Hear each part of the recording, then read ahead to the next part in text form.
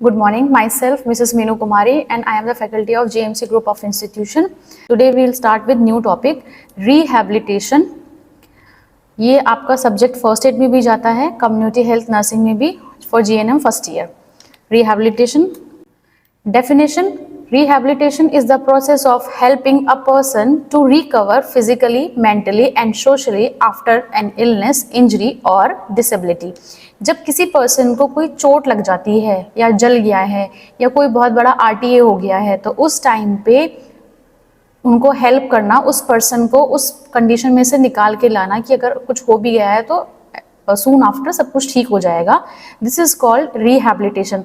उस पेशेंट को या उस पर्सन को हमको फिजिकली, मेंटली और सोशली क्या करना है, रिकवर करना है ताकि वो अपने इलनेस से और डिसेबिलिटी या इंजरी से ओवरकम हो सके. So they can return to normal life as independently as possible. ताकि वो लोग जैसे सब डिपेंड हो गए, चोट लग गई है या जल गए हैं, तो हम रिहैबिलिटेशन प्रोसेस में उस पर्सन को रिकवर करते हैं ताकि वो अपनी नॉर्मल रूटीन लाइफ जो है वो डेली के डेली यूज कर सके अपनी लाइफ में. नेक्स्ट रिहैबिलिटेशन प्रोसेस है, जैसे कि ये सारी की सारी प्रोसेसेस हैं कि हम इसके द्वारा भी क्या कर सकते हैं, पर्सन को रिहैबिलिटेट कर सकते हैं. अदर पर्सन को नर्सिंग स्टाफ होते हैं, कोई पेशेंट है वो चल नहीं पा रहा है तो सब लोग हेल्प करते हैं. कोई पेशेंट है व्हील चेयर पे है, वो ये सोच रहा है कि मैं बिल्कुल एम्पुटेड हो चुका हूँ या फिर मुझे कोई भी हेल्प नहीं करेगा, तो इस तरीके से हम क्या करते हैं, पेशेंट्स को रिहैबिलिटेट करते हैं ताकि वो अपनी ज़िंदगी में जो पहले ज़िंदगी जी रहे थे आफ्टर एन इंजरी और इलनेस, वो दोबारा से उस ज़िंदगी को जी सके. ऑब्जेक्टिव्स ऑफ रिहैबिलिटेशन, क्या क्या ऑब्जेक्टिव्स होते हैं? टू रीस्टोर फिजिकल फंक्शन, ताकि किसी भी पर्सन का फिजिकल फंक्शंस क्या करे, नॉर्मल आ सके, जिसमें क्या होता है मूवमेंट, स्ट्रेंथ और coordination. To support mental and emotional recovery, हम लोग पर्सन को मेंटल और इमोशनली रिकवरी करने के लिए एनकरेज करते हैं कि सब चीज़ें धीरे धीरे नॉर्मल हो जाएगी. To prevent disability and deformity, कोई भी डिसेबिलिटी हुई है या कोई डिफॉर्मिटी हुई है तो हम रिहैबिलिटेशन के थ्रू उसको प्रिवेंट कर सकते हैं. To help the person return to normal daily activities, और हम पर्सन को रिहैबिलिटेशन प्रोसेस के थ्रू ही उसकी डेली एक्टिविटीज़ में हम वापस ला सकते हैं. To improve the quality of life, जिंदगी जीने का एक नया इम्प्रूव आएगा उस पर्सन के अंदर. To promote self reliance and confidence, और उस पर्सन को सेल्फ रियलाइज करवाना है कि आप बिल्कुल ठीक है ताकि वो कॉन्फिडेंटली अपनी लाइफ के डिसीजंस ले सके with the process of rehabilitation. Next है टाइप्स ऑफ रिहैबिलिटेशन.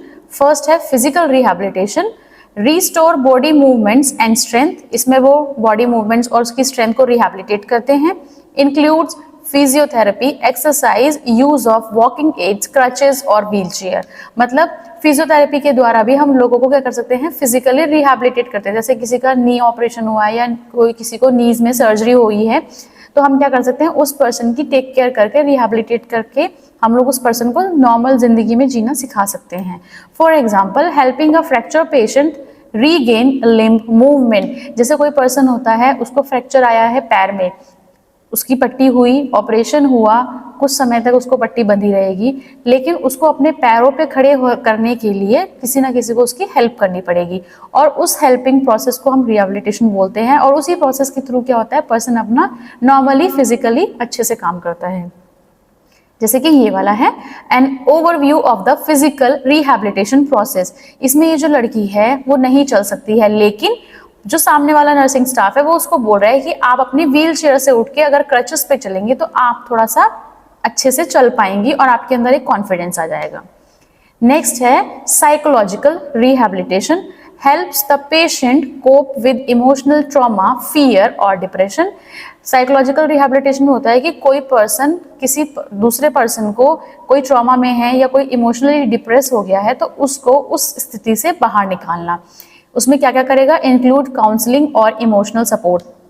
जैसे कि हमें ज़रूरत पड़ जाती है कि कोई हमें समझा दे, कोई चीज़ों के बारे में हमें सिखा दे, तो क्या कर सकते हैं हम लोग अपने, जैसे कोई एग्जाम्स में कोई बच्चे की बैक आ जाती है या फिर कोई बच्चा अच्छे से नहीं पढ़ पाता है, एग्जाम से पहले उसको एंजाइटी होती है, तो वो सारी की सारी हमें ओवरकम करने के लिए हम स्टूडेंट को काउंसलिंग कर देते हैं कि कुछ नहीं होगा, एग्जाम्स अच्छे आएंगे, आप अच्छे से एग्जाम दोगे तो आप पास भी हो जाओगे. तो ये होता है साइकोलॉजिकल रिहैबिलिटेशन, जिसमें हम किसी भी स्टूडेंट या किसी पर्सन या किसी पेशेंट के दिमाग से उसके जो उसके ऊपर रहता है कि मैं नहीं कर पाऊंगा, लेकिन हम उसको उससे ओवरकम कर देते हैं, उसे बोलते हैं psychological rehabilitation. For example, supporting a burn victim to rebuild self confidence. जैसे कोई पर्सन है पूरा का पूरा जल गया है, लेकिन जलने के बावजूद उसके ट्रीटमेंट के बाद होते होते हम ये बोलेंगे कोई बात नहीं, स्किन पे आपके इंजरी रह जाएगी, लेकिन आप वापस अपनी उसी डेली रूटीन लाइफ में जी सकते हैं। जैसे कि ये है साइकोलॉजिकल रिहैबिलिटेशन। जैसे किसी का रिलेशनशिप में कुछ प्रॉब्लम है या किसी का रिलेशनशिप अच्छे से नहीं चल रहा है, तो हम लोग साइकोलॉजिकली उसको हेल्प कर सकते हैं। नेक्स्ट है social rehabilitation. Help the patient readjust in the society and return to the normal roles. इसमें हम क्या करते हैं, जैसे सोसाइटी में कुछ लोग रहते हैं, किसी एक्सीडेंट की वजह से वो पर्सन बाहर ही नहीं निकलता है, लेकिन सोशल रिहैबिलिटेशन में क्या करते हैं, उसको हम एडजस्ट करवाते हैं, हम उससे बातचीत करते हैं और कोशिश करते हैं कि वो नॉर्मल कम्युनिटी में या नॉर्मल सोशल लाइफ में अपना जी सके। Encourage families and community participation, जिसमें कि हम ये बोलते हैं कि परिवार वाला हमारा थोड़ा सा साथ देंगे तो ये पर्सन अपनी दोबारा जिंदगी में उसी तरीके से जी सकता है, लोगों से उसी तरीके से घुल मिल सकता है। फॉर एग्जाम्पल, अरेंजिंग वर्क और education support for disabled person. जैसे कि कुछ काम है या कोई एजुकेशन सपोर्ट, जो लोग डिसेबल है वो चल नहीं सकते हैं, तो उसमें क्या होता है, हम लोगों को उसमें सोशल रिहैबिलिटेशन करते हैं, उनको ये चीज़ें सिखाते हैं कि आप डिसेबल्ड हैं लेकिन फिर भी आप अच्छे से चल सकते हैं, फिर सकते हैं, बॉडी मूवमेंट कर सकते हैं। लेकिन ये होता है सभी लोग एक साथ, सोसाइटी के एक साथ मिल बैठ के बात करने से। जैसे कि ये है social rehabilitation centre. Instagram, Facebook, Twitter, इन सब चीज़ों से क्या करते हैं, हम लोगों को एनकरेज करते हैं कि आप अपनी रूटीन लाइफ में जी सकते हैं। ज़रूरी नहीं है कि अगर आप डिप्रेस हो गए तो आप डिप्रेस ही रहिए, आप लोगों से बात कीजिए, ट्विटर पे बात करो, फेसबुक पे बात करो या फिर स्नैपचैट पे, तो आप लोगों से घुल मिल जाओगे, तो आपके जो मन का कोई भी परेशानी है वो क्या हो जाएगी, ओवरकम हो जाएगी। नेक्स्ट है vocational rehabilitation. helps individual learn new skills to earn a livelihood after injury or disability। जैसे कि किसी इंडिविजुअल को नई चीज सीखने के लिए उत्सुक रहता है, बट कोई इंजरी की वजह से वो नहीं सीख पा रहा है, तो वो होता है वोकेशनल रिहैबिलिटेशन। हमको उसको ये चीजें समझानी है कि कोई बात नहीं, आप इस काम की जगह आप ये काम भी कर सकते हैं। For example, training and amputee in the tailoring और कंप्यूटर वर्क। जो किसी का पैर टूट गया है तो हम उसको ये कह सकते हैं कि आप ये ना करके आप ये वाला काम कर सकते हैं, जैसे कि ट्रेनिंग दे सकते हैं। कोई टेलर है या कंप्यूटर वर्क की, आप उसको ट्रेनिंग दे सकते हैं, तो ये होता है वोकेशनल रिहैबिलिटेशन। जैसे कि ये है, ये दोनों लेडीज हैं, अपने अपने बारे में बात कर रही हैं, तो सामने वाला पर्सन कुछ इमोशनली डिप्रेस है, लेकिन वो उसको लैपटॉप के द्वारा या किसी और के द्वारा काम सिखा रही है कि आप अगर घर में ही हैं तो आप ये वाला काम भी कर सकते हैं। Next, role of nurse in rehabilitation. Provide continuous care after first aid and emergency treatment. क्या करती है जो नर्सेज का रोल क्या होता है रिहैबिलिटेशन में, कंटिन्यूअस केयर देती हैं, फर्स्ट एड देती है और इमरजेंसी ट्रीटमेंट देती हैं। Encourage movement and exercise as advise by the doctors. Encourage करती है किसी भी पेशेंट को कि आपको मूवमेंट करना है, एक्सरसाइज करनी है, ताकि आप अच्छे से रिहैबिलिटेट हो पाए, अपनी जो दोबारा जिंदगी में अच्छे से जी सके। Prevent complications like bed source, contractures and और इन्फेक्शंस। अगर कुछ कॉम्प्लिकेशंस है लाइक बेड सोर वगैरह है, तो हम पेशेंट को हर 2 घंटे में क्या कर सकते हैं, उठा सकते हैं, उसको घुमा सकते हैं, ताकि उसके कमर पे कोई भी इंजरी हुई है या कोई घाव हो गया है लेटने की वजह से, तो हम उसको मूवमेंट के द्वारा या वॉक करवा के हम उसको वापस ला सकते हैं। Give emotional support and motivate the patient. Emotional support और मोटिवेट करते हैं हम पेशेंट को।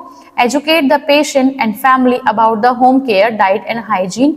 हम लोग पेशेंट और उसके परिवार वालों को एजुकेट करते हैं कि इस क्या खाना है, किस तरीके से हाइजीन मेंटेन करनी है और घर पे कौन कौन सी केयर देनी है। Coordinate with rehabilitation centre, physiotherapist and counsellors.